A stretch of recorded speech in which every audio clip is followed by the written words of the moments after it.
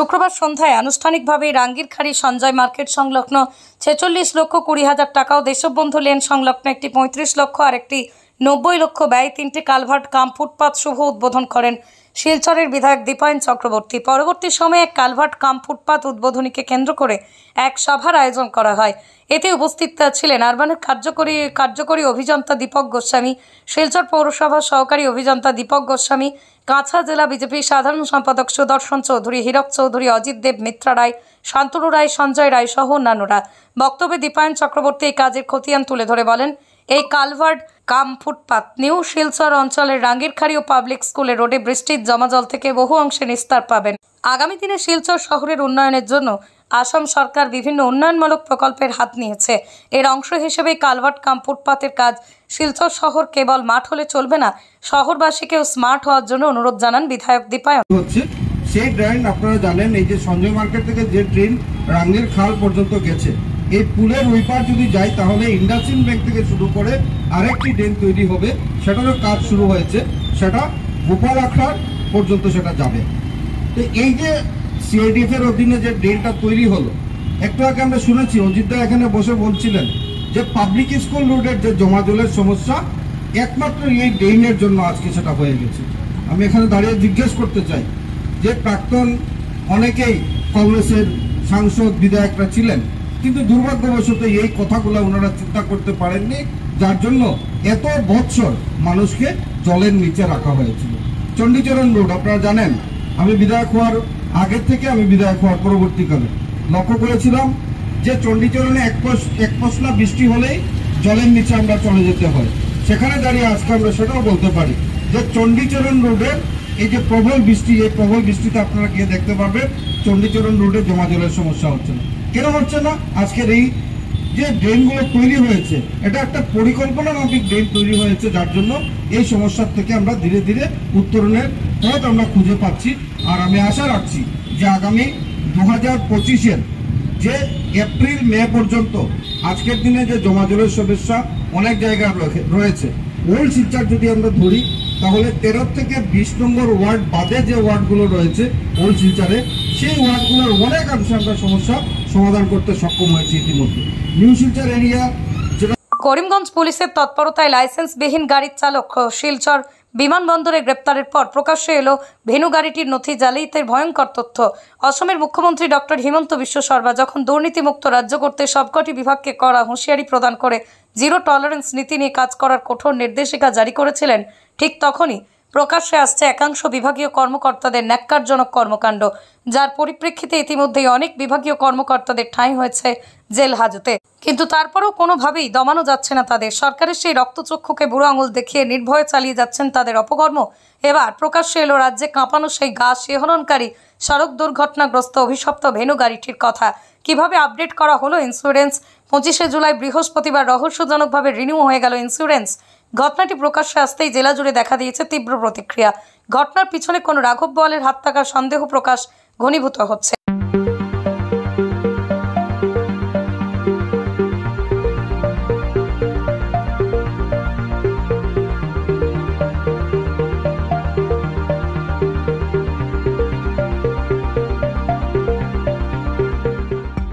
দিনকে দিন মানবতা লুণ্ঠিত হচ্ছে, এমন লোমহর্ষক অমানবিক ঘটনার সাক্ষী হল কালাইন ব্লকের বিল বুরুঙ্গা জিপি।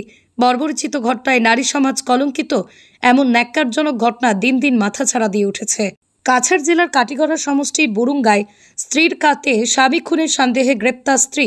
ঘটনার বিবরণে জানা গেছে, করিমগঞ্জের বাসিন্দা সজল সিনহা স্ত্রীর বাবার বাড়িতে ঘরজামাই হিসেবে দীর্ঘদিন থেকে বসবাস করছেন। শুক্রবার বেলা আনুমানিক 12টায় পারিবারিক ঝগড়ায় স্বামী স্ত্রীর মধ্যে প্রচণ্ড মারপিট হয়। অভিযোগ, স্ত্রীর একের পর এক প্রহারে স্বামী সজল সিনহা অচেতন অবস্থায় মাটিতে লুটিয়ে পড়ে। খবর পেয়ে ঘটনাস্থলে আসে আইসি রূপম দাসের বিশাল দল। ঘটনাস্থল থেকে সজল সিনহাকে রক্তাক্ত অবস্থায় উদ্ধার করে স্বাস্থ্যকেন্দ্রে নিয়ে আসা হলেও শেষ রক্ষা হয়নি। কর্তব্যরত চিকিৎসক তাকে মৃত বলে ঘোষণা করেন। এদিকে ঘাতক স্ত্রী সুবর্ণা সিনহাকে আটক করে পুলিশ। তবে কী কারণে এমন কাণ্ড সংগঠিত হয়েছে তা এখনও স্পষ্ট হয়নি, কেননা ঘটনাস্থল থেকে আহত অবস্থায় উদ্ধার করলেও পুলিশ কোনো ধরনের সাক্ষী প্রমাণ পায়নি। এদিকে ময়নাতদন্তের জন্য শিলচর মেডিকেল কলেজে প্রেরণ করা হবে বলেই জানা গেছে। স্ত্রীকে নিয়ে জোর জিজ্ঞাসাবাদ চালিয়ে যাচ্ছে বলেই জানা গেছে।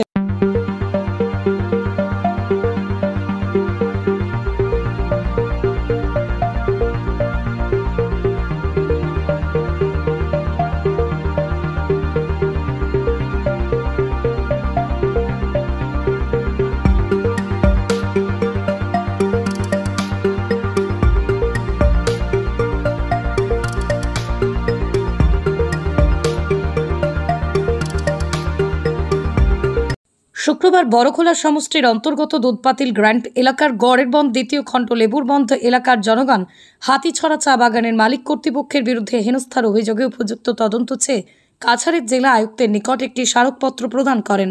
সংবাদ মাধ্যমের সাথে কথা বলতে গিয়ে তারা বলেন, বিগত প্রায় 70 বছর ধরে পুটিছড়া মুরলীধর লেবুর বন্ধ গড়ের বন্ধ দ্বিতীয় খণ্ড ইত্যাদি এলাকায় বসবাস করেছেন।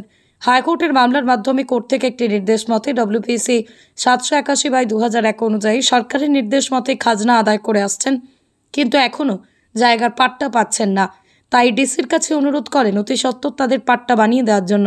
তারা আরও অভিযোগ করে বলেন, কয়েকদিন পর এই এলাকায় হাতিছড়া চা বাগান এলাকার মালিক ম্যানেজার তাদের শ্রমিকদেরকে অত্যাচার করে থাকেন। তাই আজ জেলা আয়ুক্তের নিকট স্মারকপত্র প্রদান করে উপযুক্ত তদন্ত চেয়ে ন্যায় বিচারের দাবি জানিয়েছেন তারা। ফুটিছড়া গ্রামে বাস করি। ফুটিছড়া মুরলীধর লেবুর বন গড়ের বন দ্বিতীয় খণ্ড জায়গাত আমরা গড়ের বন দ্বিতীয় খণ্ড এই জায়গার উপরে আমরা বাস করতেছি। আজকে ধরিলেন প্রায় 70 থেকে 80 বছর থেকে আমরা বাপদাদা থেকে বাস করি আইছি। বাবা মারা গেছে, কারণ আমরা ছেলেরা বয়স হয়ে গেছি আজকে প্রায় 60 বছর। আমরা প্রায় 2001টা অর্ডার পাইছি, সরকারি অর্ডার পাওয়া পর্যন্ত আমরা খাজনা আজকে আমরা 48 বছর থেকে আমরা খাজনা দিয়া যাই আর জায়গার উপরে 48 বছর থেকে আমরা খাজনা দিয়া যাইতেছি। আমরা জায়গার ফাট্টা পাইতাম, ওখানে ফাট্টা আমরা অর্ডার হয়েছে ওইয়া আমরা ফাট্টা পাইছি না, খামলা আমরা 48 বছর থেকে দিয়া যাই। আর ওখানে কয়েকদিন পরও দেখা যায় হাতিছড়া টি কোম্পানির মালিক ম্যানেজার খামলা লইয়া আমরা ইয়া অত্যাচার নানান নমুনার আমরা বাড়ি করে ইয়া ফিলার গাড়ি তো তারা চায়। আমরা তারা আবার যখন বাধা দেই যে আমরা এই জায়গার তো খাজনা দিয়ার তোমরা এই জায়গার উপরে যখন আবার তারা যায় গিয়া তো কয়েকদিন পরে আমরা এইরকমভাবে ইয়া অত্যাচার করে। এই কারণে আজকে আমরা ডিসি দিয়া মেমোরিয়াল দিছি, দিয়া আমরা এটা মেমোরিয়াল দিছি দিয়া আপনারা জানাইয়ার এইটা যাতে ডিসি আমরা তদন্ত নিয়ে আমরা একটা সুবিচার লাইন করিয়া আমরা একটা ফাট্টার অর্ডার করিয়ে দিতাম, আমরা ফাট্টা পাইতাম। ওইটাই আপনারা আমরা দাবি আমরা টেপ আমরা কি করবো। আমরা তো এই জায়গার উপরে এখন আমরা তো 70 বছর থেকে আমরা বাস করি, আর আমরা বাবাও মারা গেছেন, আমরাও হয়তো 60 বছর বয়স হয়ে গেছে এই জায়গার উপরে থাকিয়া। আর ওখানে যদি আমরা এই জায়গা যদি কোর্টের অর্ডার পাই আর আমরা অর্ডার কপি আছে আমরা সঙ্গে, আমরা যে আজকে খাজনা দিয়া যাই আর এই জায়গা আমরা না পাইলে কি লাগবে। আমরা তো এই জায়গার মর্ম আর কিতাব আমরা জায়গা তো তাতে দিব, আমরা যাইমো কই। আমরা তো কোনো বহিরাগত না যে বহিরাগত আমরা এই জায়গা আইনের আশ্রয় আমরা ইয়ে করবো, আমরা কোনো গন্ডগোল করে যেতাম না, আমরা আইনের আশ্রয় আমরা ব্যবস্থা করবো। কাটিগড়া সার্কেল অফিসের লট পাটোয়ারি শাহাদত হোসেনের গ্রেপ্তারের দাবি জানিয়েছেন কাটিগড়ার সাধারণ জনগণ। শুক্রবার কাটিগড়া এলাকাবাসীর হয়ে কাছাড়ের জেলা আয়ুক্তের উদ্দেশ্যে কাটিগড়া সার্কেল অফিসারের নিকট এক স্মারকপত্র প্রদান করেন। শুক্রবার কাটিগড়া এলাকার বিশিষ্ট সমাজসেবী হোসেন আহমেদ লস্কর, পঞ্চায়েত প্রতিনিধি আব্দুল কাদির, কাটিগড়া ব্লক কংগ্রেসের সভাপতি হোসেন আহমেদ চৌধুরী, সাধারণ সম্পাদক নিখিলেশ দেব সহ প্রায় অর্ধশতাধিক জনগণের এক প্রতিনিধি দল কাটিগড়া সার্কেল অফিসার রবার্ট টৌলেরের কাছে স্মারকপত্র তুলে 24 ঘন্টা সময়সীমা বেঁধে দিয়ে জানান, এর মধ্যেই লট পাটোয়ারির বিরুদ্ধে যদি অ্যাকশন নেওয়া না হয় তাহলে বৃহত্তর আন্দোলনে পা বাড়াতে বাধ্য হবেন। স্মারকপত্র আসামের মুখ্যমন্ত্রী ডক্টর হিমন্ত বিশ্ব শর্মা, রাজ্যের রাজস্ব মন্ত্রী সহ অন্যান্যদের কাছে লট পাটোয়ারি শাহাদত হোসেনের বিরুদ্ধে দৃষ্টান্তমূলক শাস্তি প্রদান করার দাবি জানিয়েছেন। সমগ্র কাটিগড়া অঞ্চল থেকে অত্যন্ত দুঃখিত হয়ে আজকে আমরা সার্কেল অফিসে কাটিগড়া অ্যাসিস্ট্যান্ট বহু পার্সন আধিকারিক অফিসের সামনে এসে দাঁড়িয়েছি। আমরা গতকাল সোশ্যাল মিডিয়ায় একটা জিনিস দেখতে পেয়েছি যে এই অফিসেরই একজন কর্মকর্তা পাটোয়ারি শাহাদত হোসেন লস্কর, উনি নিজ হাতে ঘুষের টাকা সংগ্রহ করছেন এবং বিগত দিনেও আমরা উনার নাম শুনেছি যে এই যে ভারতমালা প্রকল্প যেটা, সেই ভারতমালার প্রকল্পের নাম ধরে উনি জিরাতের পয়সা পাইয়ে দেওয়ার জন্য বিভিন্ন মানুষকে ঘর বানানো, ফিশারি খনন করা, এইসব জিনিস উনি তৈরি করাচ্ছেন এবং ঘুষ সংগ্রহ করছেন কাটিগড়াতে বসে। আমরা কাটিগড়াবাসী সেটা কোনো প্রকারে মেনে নেব না। আমরা আজকে গর্জে উঠেছি। বিগত দিনে আমার কাটিগড়ার ব্লক কংগ্রেস সভাপতি বলেছেন উনি বিভিন্ন সময় সোচ্চার হয়েছেন, কিন্তু আজ পর্যন্ত কোনো বিচার পান নাই। আমরা আজকে যে জ্বলন্ত যে চাঞ্চল্যকর তথ্য গতকালকে যেটা প্রকাশিত হয়েছে সোশ্যাল মিডিয়ায়, সেটা দেখে আমরা ঘরে বসে থাকতে পারিনি। আমরা অ্যানাউন্সমেন্ট করার সময় পাইনি। আমরা যাকে যেখানে পেয়েছি আমরা এসে একটা মেমোরেন্ডাম তৈরি করে আমাদের সার্কেল অফিসারের হাতে দিয়েছি। আমরা যদি সেটার উপযুক্ত বিচার পাই, 24 ঘন্টার সময়সীমা দিলাম।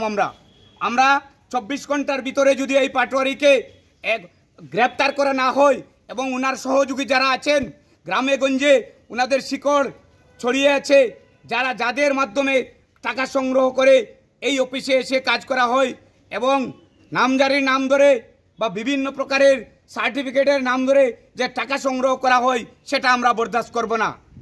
এবং সঙ্গে আরেকটা কথা তুলে দিতে চাইছি, আমাদের মাননীয় মুখ্যমন্ত্রী মহাশয় যেহেতু সমস্ত অফিসে দুর্নীতিমুক্ত করার কথা বলেন, কিন্তু বাস্তবে তার উপায় তো হয় না। আমরা যারা শাসক দলের নেতা নেত্রী আছেন ওনাদেরকে অনুরোধ করব, আপনারা বেরিয়ে আসুন ঘর থেকে, আপনারা এসে দুর্নীতি আপনারা ধরুন, আমরাও আপনাদের সাথে আছি। আমরা গ্রামের মানুষ, আমি কোনো পলিটিক্যাল ব্যানার থেকে কথা বলছি না, আমরা সমগ্র কাঠিগোড়ার অঞ্চল থেকে আমরা বিনম্রভাবে অনুরোধ করছি যে যদি এইটার বিচার না পাই এবং অতি সত্বর শাহাদত পাটোয়ারি এবং তাদের সহযোগীদেরকে অ্যারেস্ট না করা হয়, আমরা আগামী দিনে বৃহত্তর আন্দোলন গড়ে তুলব। স্বাধীনতার কয়েক যুগ অতিক্রান্ত হলেও তাপাং ব্লকের কাঁঠালজিপির মেরুয়া গ্রান্ট গ্রামের লোক চলাচলের রাস্তা মরণ ফাঁদে পরিণত হয়েছে। এই অবস্থাকে তুলনা করে স্থানীয় বসবাসকারীরা বলেন তারা স্বাধীনতার স্বাদ আজও অনুভব করতে পারেননি। এর জ্বলন্ত প্রমাণ বড়খোলা বিধানসভা কেন্দ্রের তাপাং ব্লকের কাঁঠালজিপির মেরুয়া গ্রান্ট গ্রামের রাস্তা মরণ ফাঁদে পরিণত হয়েছে। সংস্কারের দাবিতে বিক্ষোভ প্রদর্শন করে নিখিল ভারত গণতান্ত্রিক মহিলা সমিতি কাছাড় জেলা কমিটি শুক্রবার মেরুয়া গ্রান্টের গ্রামের মহিলাদেরকে সঙ্গে নিয়ে বেহাল রাস্তার সামনে দাঁড়িয়ে বিক্ষোভ কর্মসূচি পালন করেন মহিলা সমিতি। গ্রামের সব মহিলারা রাস্তায় বেরিয়ে এসে তাদের দুর্ভোগের কথা তুলে ধরেন। স্বাধীনতার ৭৫ বছর উন্নীত, কিন্তু আমরা জানি ব্রিটিশ পিরিয়ডে এখানে কাঁঠাল বাগান হয়েছিল। সেই সময়ে যে কাঁঠাল বাগানের যে রাস্তা ছিল বা আমরা আমাদের পরিণত বয়স থেকে যে দেখে আসছি রাস্তা, সেই অবস্থায় আছে। আমি আজকে এখানে প্রশ্ন রাখছি বা আমি জানতে চাই, এখানে পঞ্চায়েতের যারা নির্বাচিত প্রতিনিধিরা আছেন তারা কি করেন? তারা ভোটে জিতে গেলে পরে কি 5 বছর নাকে তেল দিয়ে ঘুমান? আমি জানি খুব একটা সহজ আছে, কারণ পঞ্চায়েতের পয়সার কোটা খুব কম। বলে না, এইবার তো আমরা ওই দিকে পয়সাটা লাগাইছি, ঠিক আছে নেক্সট টাইম। এইভাবে একটার পর একটা ভাউতা প্রতিশ্রুতি দিয়ে সাধারণ মানুষ, গ্রামের মানুষকে রাখছে। আজকে এখানের যে বেহাল রাস্তাঘাট, শুধু একটা জায়গায় না, সারাটা রাস্তা, মাইলের পর মাইল রাস্তা এই রকম অবস্থা। আপনারা বলুন, এখানের মানুষ বেশিরভাগ শ্রমজীবী মানুষ, খেটে খাওয়া মানুষ, সাধারণ মানুষ, দরিদ্র মানুষ, এরা প্রতিনিয়ত এই রাস্তা দিয়ে কিভাবে আসা যাওয়া করে। এইখানে ছোট ছোট বাচ্চারা স্কুলে যায়, তারা কিভাবে স্কুলে যায়? এই রাস্তাঘাটের জন্য দীর্ঘদিন থেকে তাদের স্কুল পড়া বন্ধ, তারা স্কুলে যেতে পারছে না। তার উপর আছে বৃদ্ধ এবং মহিলা প্রসূতি যারা, তারা কি অবস্থায় এই রাস্তা দিয়ে যায়, যেখানে কোনো গরু ঘোড়াও বোধহয় এই রাস্তা দিয়ে হাঁটতে ভয় পায়। এই জায়গার মধ্যে মানুষের কি অবস্থা। সত্তর এইখানে যাতে একটা স্বাস্থ্য সাব সেন্টারের ব্যবস্থা করা হয় এবং এই দীর্ঘ পথ যাতে পাকা রাস্তা করা হয়, এবং আমি একটা সময় বেঁধে দিলাম, তা যেন পঞ্চায়েত ইলেকশনের আগে, না হলে এই ক্ষুব্ধ জনতাকে রোধ করা খুবই কঠিন হবে। পুরোদস্তুর উদ্দেশ্য প্রণোদিত এবং পরিকল্পিত হত্যা, নিরীহ 3 মার যুবককে পুলিশের হেফাজতে অমানসিক নির্যাতন, পরে গুলি চালিয়ে খুন করা হয়েছে। এর দায় কাছাড় পুলিশের। গত 17 জুলাই ভোররাতে পুলিশের সঙ্গে এনকাউন্টার, মৃতদের নিকট আত্মীয়রা রাগঢাক না করে এই অভিযোগ তোলেন। নিহত লালুইং উর মার বয়স 21, লালবিকুং মার বয়স 34, এর বাড়ি লক্ষ্মীপুর থানার অধীনে দিলখুশ জিপির কেভেথেল পুঞ্জি। জোশুয়া মার বয়স 35, এর বাড়ি মণিপুরের ফেরজল জেলার তিপাইমুখ। পুলিশের হেফাজতে এই 3 পার্বত্য আদিবাসী যুবকের মৃত্যুর ঘটনা নিয়ে শুক্রবার ফুলের তোর মারকুলিনে সাংবাদিকদের মুখোমুখি হন 3টি পরিবারের সদস্য। জোশুয়া মারের বড় ভাই লালচুং হুং মার, লালবিকুং মারের বাবা লালথাভেল মার, লালুই মারের ভাই সিএন নাথাং মার। পুলিশের বিরুদ্ধে তীব্র ক্ষোভ জানিয়ে সাংবাদিকদের বলেন, এই 3টি যুবককে পুরো ঠান্ডা মাথায় পুলিশ গুলি চালিয়ে হত্যা করেছে। তারা বলেন তিনি যুবক মোটেই অপরাধী নয়, আসলে ভিলেজ ভলেন্টিয়ার। হত 3 যুবকের পরিবারের সদস্যরা তাদের অন্য ভাষায় কথা বলাতে সরগর নন বলে এদিন সাংবাদিক সম্মেলনে তাদের হয়ে দোভাষীর কাজ করেন মারকুলিন মার মহিলা সমিতির সম্পাদক ন্যান্সি মার। তাদের স্পষ্ট মন্তব্য, তাদের সম্প্রদায়ের 3 যুবককে খুন করেছে কাছাড় পুলিশ, এই দায়ভার সম্পূর্ণ পুলিশকে নিতে হবে। তাদের কাছে বন্দুক ছিল বলে এক প্রশ্নের জবাবে 3 হত যুবকের পরিবারের সদস্যরা জানান, 17 जुलाई जो इंसिडेंट हुआ था सुबह को, जो पुलिस की तरफ से जो मिला है स्टेटमेंट, उसके जो स्टेटमेंट का जैसा बोलने से उनको क्रॉस फायर में मारा दिया है तीनों को। वो जोशुआ, ललुंगओय, ललबिकुंग। ये फैमिली का मानना है कि ये मरना नहीं चाहिए, वो क्रॉस फायरिंग में जाने का मतलब मरा नहीं है, क्रॉस फायरिंग में ये टॉर्चर करके मारा हुआ है, ये फैमिली मेंबर का मानना है। और एक और बात, पुलिस के हाथ में होने से जो भी हो, इन लोगों का मानना है कि वांटेड भी हो, जिंदा खराब आदमी भी हो, वो मतलब सही सलामत रहना चाहिए पुलिस कस्टडी में। पुलिस कस्टडी में आदमी सही सलामत में नहीं रहने से जेल का फायदा क्या है, कोर्ट का काम क्या है, उनका मानना है। कोर्ट दे के क्या फायदा, डायरेक्ट फाइनल हियरिंग पुलिस करने से कोर्ट रहने का जरूरत नहीं है, जेल रहने का जरूरत नहीं है, ये इनका मानना है। अभी इनका मानना है कि सब लोग पूछ रहे हैं ये लोग टेररिस्ट है क्या, इनका मतलब फैमिली बोलना चाहता है ये जसुआ का बड़ा भाई, मणिपुर में जितना आदमी है उनको टेररिस्ट मानना चाहते हो तो सबको टेररिस्ट मान लो, यही बोल रहा है। बुरा आदमी जितना बोलता है, बच्चा से लेकर बुरा आदमी तक सबको टेररिस्ट मान सकता है जितना ट्राइबल है। हाई कोर्ट से जस्टिस के लिए वो लोग पिटीशन दिया हुआ है कि डिटेलली मीडिया की तरफ से, फिर बाद में वो सब, क्योंकि पिटीशन बड़ा होता है ना, देख के आप लोग से मुलाकात करके फिर से वो बता सकता है बाद में। जसुआ हो, लल्बिकुंग हो, जितना वो मुजरिम होने से मानता है, मतलब कोर्ट जज करके मुजरिम बोलने से लाइफ इम्प्रिजनमेंट भी करो प्रॉब्लम नहीं है उनके लिए, हैंग टिल डेथ भी करो प्रॉब्लम नहीं, पर कोर्ट का हियरिंग का बिना डायरेक्ट जजमेंट पुलिस क्यों किया वही पूछ रहा है। पर अभी कोर्ट पे विश्वास है, इसलिए ये लोग पिटीशन फाइल किया हुआ है। कोर्ट ने बोला है कि उनको आज के 26 तक बॉडी को रखने के लिए, अभी आज में कोर्ट में हियरिंग हो रहा है, अभी उसमें बोला गया हुआ है कि पोस्टमार्टम रिपोर्ट भी मिलेगा, कोर्ट को दिखा जाएगा, वहाँ पे सबमिट करेगा। सो when they submit the postmortem report, PM report in the court, according to the postmortem report, if they are not satisfied, maybe if they are not satisfied with the postmortem report, then they will fight with the court for justice, saying that they want another postmortem done by independent body or apart from this state, maybe another outside state, maybe Mizoram, maybe Meghalaya, maybe Nagaland. So they are waiting for the result. So let's hope for the best till evening. Kargil বিজয় দিবস 1999 সালে কার্গিল যুদ্ধে পাকিস্তানের বিরুদ্ধে ভারতের বিজয়ের স্মরণে প্রতি বছর 26শে জুলাই পালিত হয়। কার্গিল যুদ্ধে 527 জন ভারতীয় সৈনিক প্রাণ হারিয়েছিলেন। আমাদের বরাক উপত্যকা থেকে 2 জন সেনা জওয়ান শহীদ হয়েছিলেন। তারা হলেন বড়খোলা জড়াইলতলার চিন্ময় ভৌমিক, লক্ষ্মীপুরের নন্দচাঁদ সিংহ। সমগ্র ভারতবর্ষের সঙ্গে আমাদের বরাক উপত্যকায় পালিত হয় কার্গিল দিবস।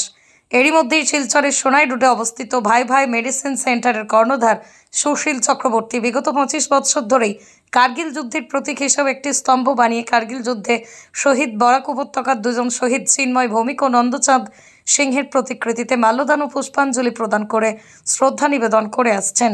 এভাবেই তিনি যুবক যুবতীদের দেশ সেবার জন্য উদ্বুদ্ধ করে তোলেন। পাকিস্তান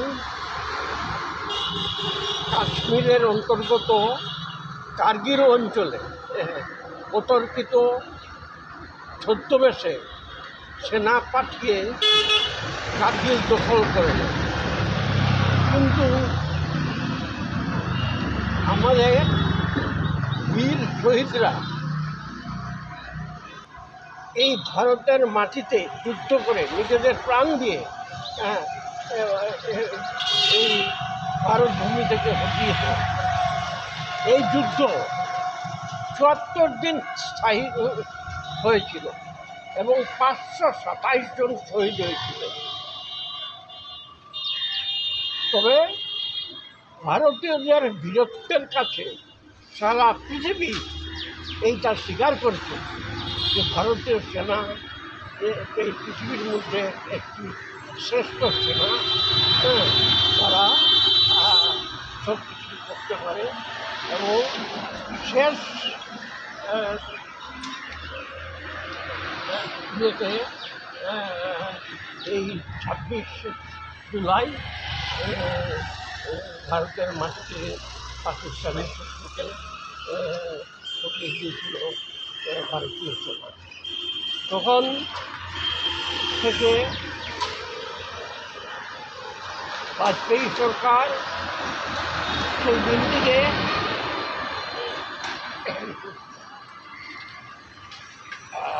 বিজয় দিবস হিসাবে ঘোষণা করে এবং ভাই ভাই মেডিসিন সেন্টারের পক্ষে আমি নিজে এই শহীদ বেদি নির্মাণ করি এবং 2000 সন থেকেই আমরা এই কার্গিল দিবস পালন করে আসি।